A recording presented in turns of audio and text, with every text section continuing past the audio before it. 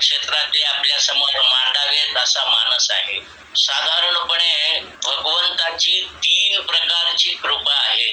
पहिल्या कृपेला सर्वसामान्य कृपा असं म्हणतात, दुसऱ्या कृपेला विशेष कृपा असं म्हणतात आणि तिसऱ्या कृपेला परिपूर्ण कृपा असं म्हणतात. आता जे गीत म्हटलं, साधना अखंड साधना, हे जे गीत आहे, हे गीत साधकाच्या संदर्भातलं आहे. संघाचे सगळे स्वयंसेवक जे कार्य करतात ते साधक आहेत. पण साधकांच्या मध्ये सुद्धा 4 प्रकारचे साधक आहेत. भक्तियोगाचे साधक वेगळे, कर्मयोगाचे साधक वेगळे, राजयोगाचे साधक वेगळे, ज्ञानयोगाचे साधक वेगळे. तर संघाने ही जी साधना चालवलेली आहे, ही या 4 पैकी कोणत्या योगाची आहे? तर ती आहे कर्मयोगाची साधना.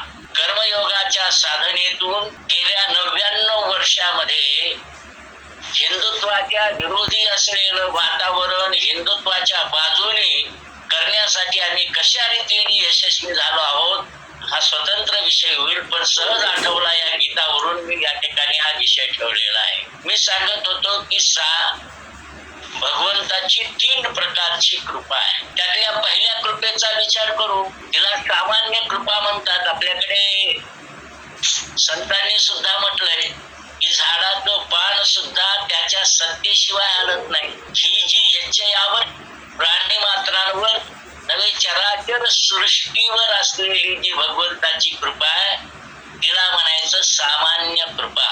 एक नास्तिक आहे, कुठल्याही प्रकारची साधना करत नाही, परंतु ऍक्सिडेंट झाला आणि डावा पाय गेला, उजवा पाय धरून तो म्हणतो भगवंताच्या कृपेने वाचलो. त्यावेळा त्याला कृपा आठवते.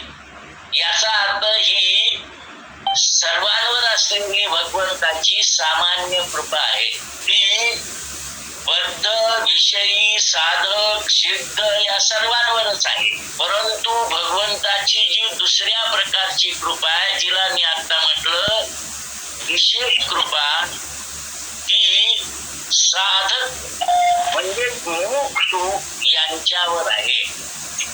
मग तुम्ही म्हणाल साधकांवर असलेली कृपा, मुमुक्षुवर असलेली कृपा आणि सामान्य कृपा यात फरक काय आहे?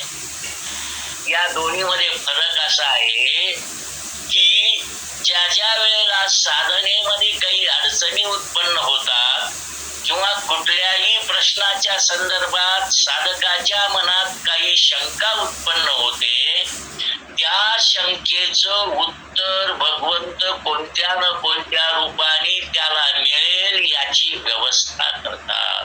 यासाठी मी फार मोठं उदाहरण सांगणार आहे. पंडित सातवळेकर हे नाव आपल्यापैकी अनेकांनी निश्चित ऐकलं असेल. तर पंडित सातवळेकर यांनी साधारणपणे 1913-14च्या दर्म्यान गीतेवर एक टीका लिहायला घेतली. त्याचं नाव त्यांनी दिलेलं होतं पुरुषार्थ बोधिनी. ही 5व्या अध्यायापर्यंत टीका आली आणि ते मनातल्या मनात म्हणायला लागले माझी टीका ही 10व्या अध्यायापर्यंत जाईल.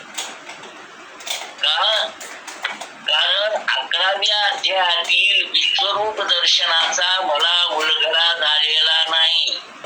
मी संस्कृतचा पंडित आहे, सगळे शब्द खोडून प्यालेलो आहे, पण त्याचं रहस्य 11व्या अध्यायातल्या विश्वरूप दर्शनाचं रहस्य मला काही कळलेलं नाही. आणि जे मला कळलेलं नाही, मी ज्याची अनुभूती घेतली नाही, ते मी लिहिणार नाही.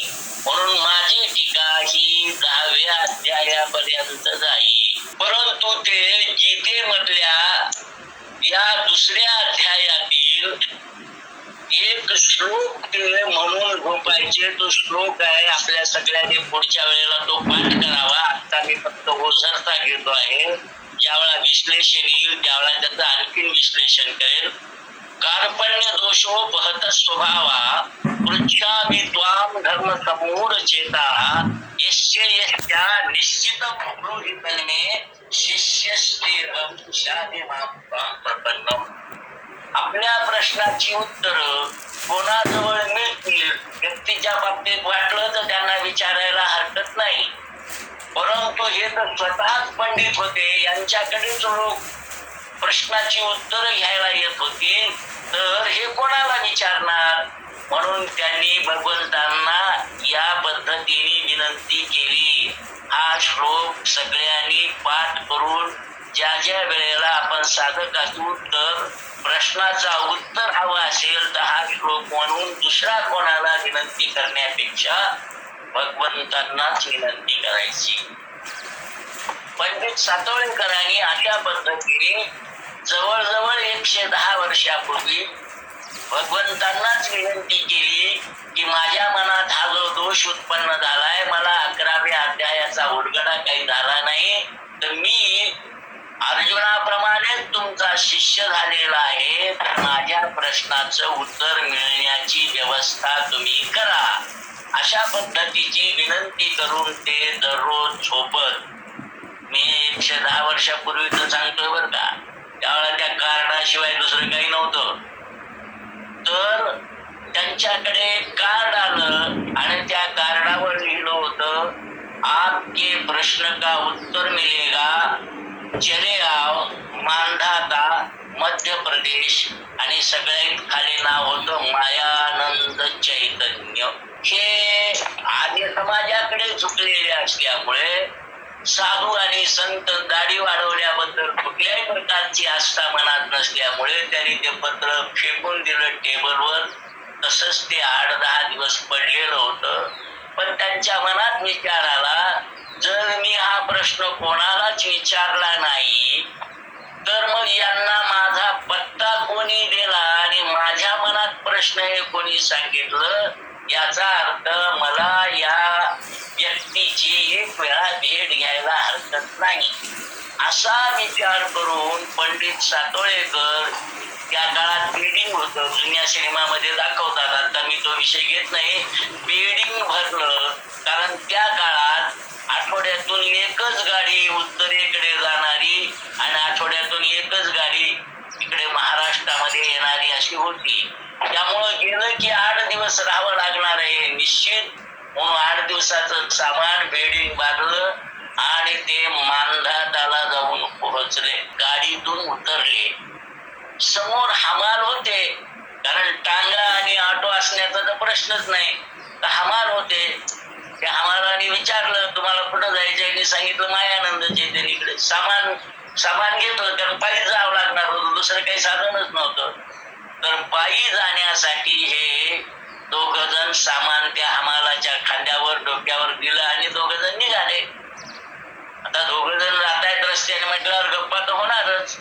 त्या गप्पा गोष्टीमध्ये त्या हमालाने विचारलं, तुम्ही कोणाकडे निघाला? ते म्हणाले मायानंद चैतन्यकडे.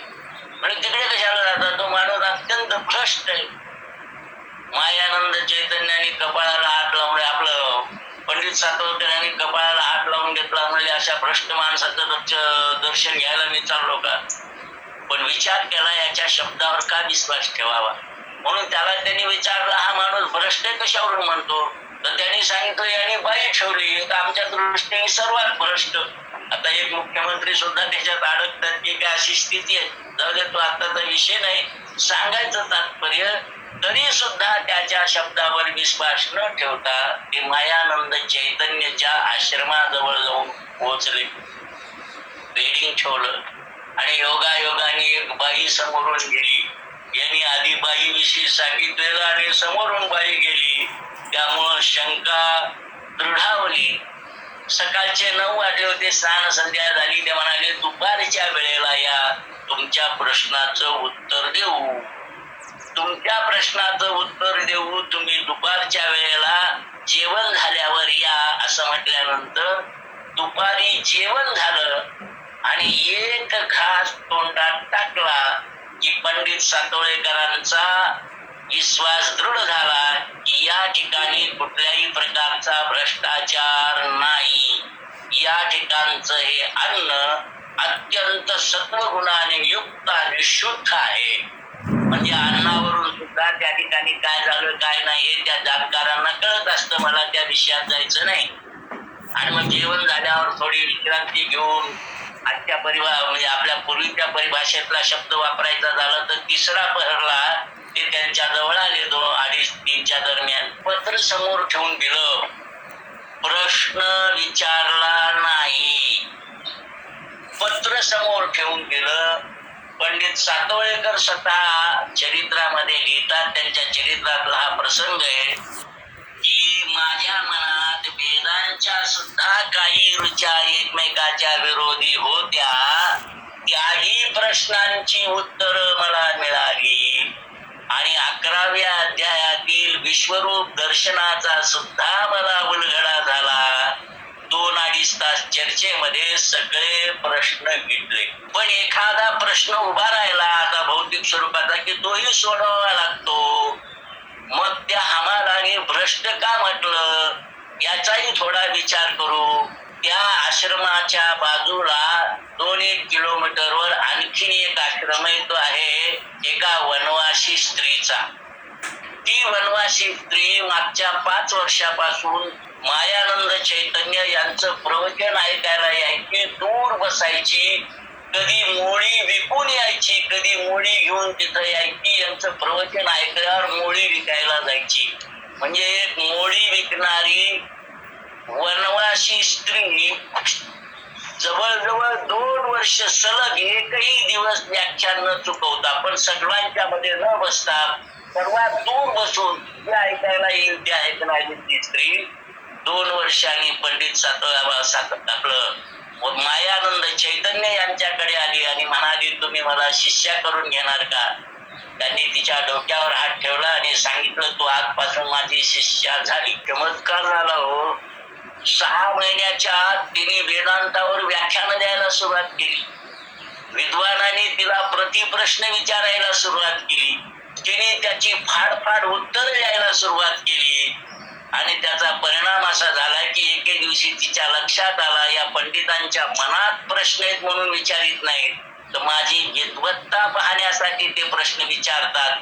म्हणून हिने त्यांना प्रतिप्रश्न विचारायला सुरुवात केली आणि त्या पढत पंडितांना हिच्या प्रश्नाची उत्तर देता येत नव्हती. म्हणून त्यांनी या दोघांचे संबंध आहेत असं सांगितलं होतं. संबंध कुठलेही नव्हते. ती एक साधक होती, तिच्यावर झालेली मायानंद चैतन्याची कृपा होती. आणखीन पुढचा जो भाग आहे त्या दोघांच्या संवादाला आणि विशेष कृपा आणि परिपूर्ण कृपा कशाला म्हणायचं ते पुढील विवेचनात आपण पाहू.